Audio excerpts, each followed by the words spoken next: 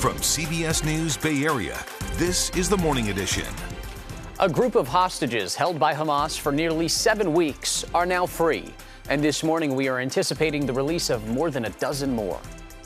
And 2 empty seats at the holiday table.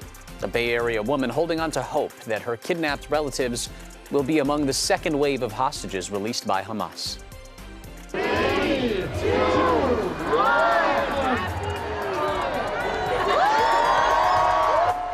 Christmas in the Park is underway in San Jose. We speak with a woman there who says the event carries a highly personal meaning for her, especially this year.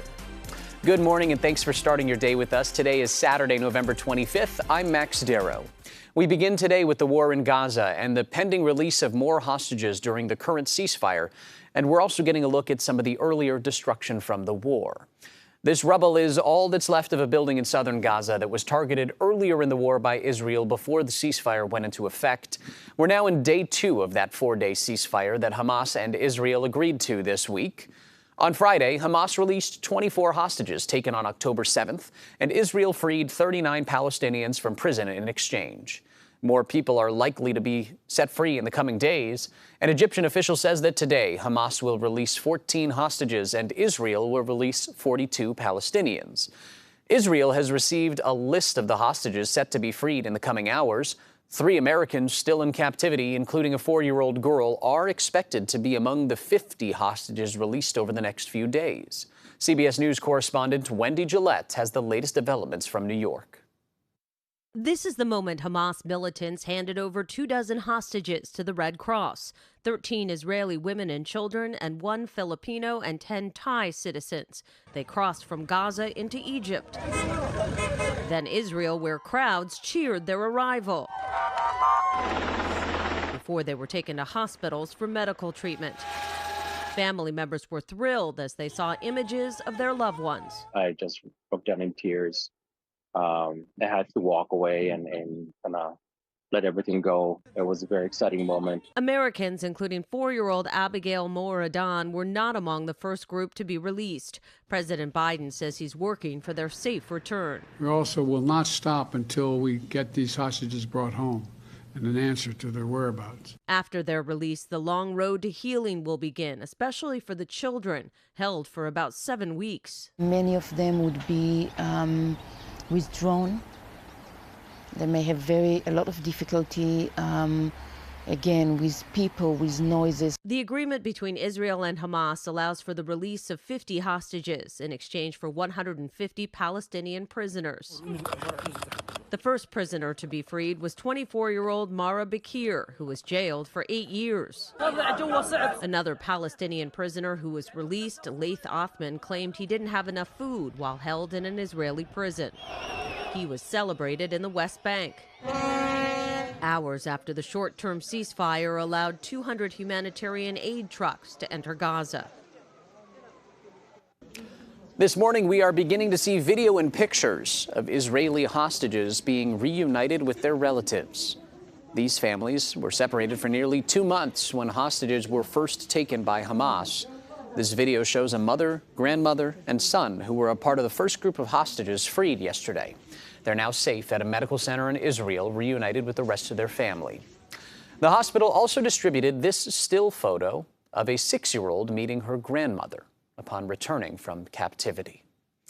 As Wendy mentioned, President Biden says he is still working to secure the freedom of Americans being held by Hamas. A Berkeley woman is among those in the United States feeling the stress of the hostage situation.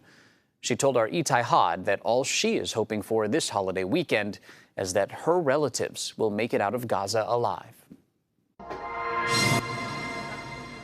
While most Americans were celebrating Thanksgiving and welcoming the holiday season, Yael Nidam Kirsch of Berkeley is stuck on October 7th. That's the day her sister-in-law Rimon and Rimon's husband Yagev were kidnapped by Hamas terrorists. My life literally stopped on that day. The last text anyone got from Rimon that fateful morning was at 8:30 a.m. when she and her husband hid in a concrete safe room in a kibbutz in southern Israel. She says, "I love you, Mom. I love you. I'm sorry I can't be with you."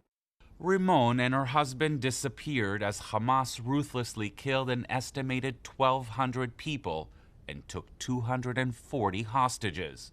Since then, Yael has gone from PhD student to full-time activist, doing everything in her power to help bring back the hostages. I cannot be depressed. I cannot mourn the people that I have lost.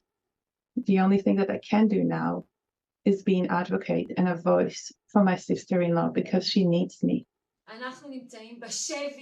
Weeks after the attack, Hamas released a propaganda video in which Yael's sister-in-law, that's her on the left, can be seen without her customary glasses. She's captured by a terrorist organization, held at gunpoint, and she's not able to see. Hamas has agreed to free 50 Israeli hostages in return for the release of 150 Palestinian prisoners from Israeli jails and a 4-day pause in fighting. Even though there's no guarantee that my personal family is going to be released this week, I see this deal as a great success. Israeli officials have expressed the cautious hope that Hamas may agree to release more hostages in exchange for extending the pause in fighting. Under the deal, Israel will prolong the pause for every additional 10 hostages. The top priority for Israel right now is getting these hostages back reunited with their families. And so any short-term arrangement where we can get more people back, especially women and children, is a good idea. As for Yael, she and her friends planned a special Thanksgiving dinner with 2 empty chairs in honor of Rimon and her husband Yagev.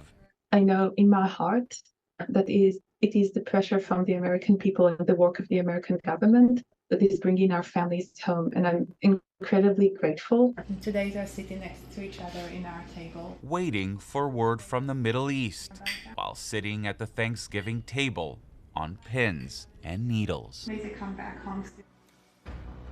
We'll continue to follow the latest developments on the pause in fighting and the release of the hostages. You can find updates anytime on our website, KPIX.com, and streaming on the free CBS News app.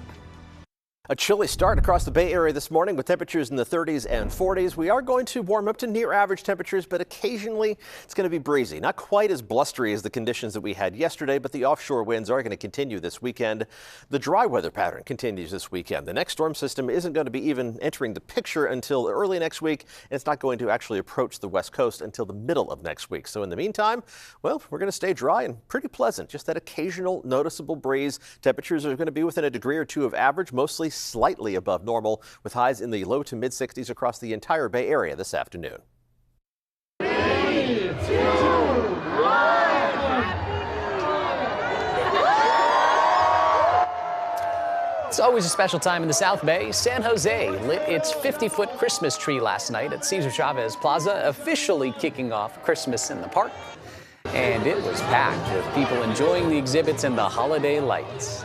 Our Kelsey Thorud met one woman using the celebration to celebrate someone very special. 3, 2, 1. For Samantha Knapp, Christmas in the Park is more than just a fun holiday festival. It's a family tradition. They have snow that tastes like cinnamon. It's like foam, and that's like the thing that I remembered the most since my childhood. Samantha says her dad, Doug, was obsessed with Christmas and made sure the entire family attended the festival every year. We came out here and ice skated every year, and my dad would bring a whole bunch of his friends, and everyone in our family would come by just as a big group. Because of that, Christmas in the Park has always held a special place in Samantha's heart. But this year, it holds an even greater meaning. This one, every year we go and cut down a Christmas tree in the Santa Cruz Mountains. Ooh, so fun. That was just from one of those years. This was the year that my dad proposed to my mom. Santa, he was dressed as Santa when he did it at 2 in the morning. Samantha's dad passed away. To honor him, she decorated this memorial tree. It's one of more than 500 trees at the festival that make up its enchanted forest, a program allowing groups to decorate and display a Christmas tree at the event all month long. Just being able to bring him back into my life in different ways throughout the year has been really nice to be able to incorporate him in my everyday lives. I wear rings to remind myself of him, but being able to see it with the public also being able to view it has been really nice. Samantha told me it's been different coming to Christmas in the park without her dad, but she's thankful to be able to honor him at the event he cherished so much. She's now taking the torch from him, continuing that legacy of bringing together family and friends for nights of holiday joy. Christmas in the Park runs through January 1st.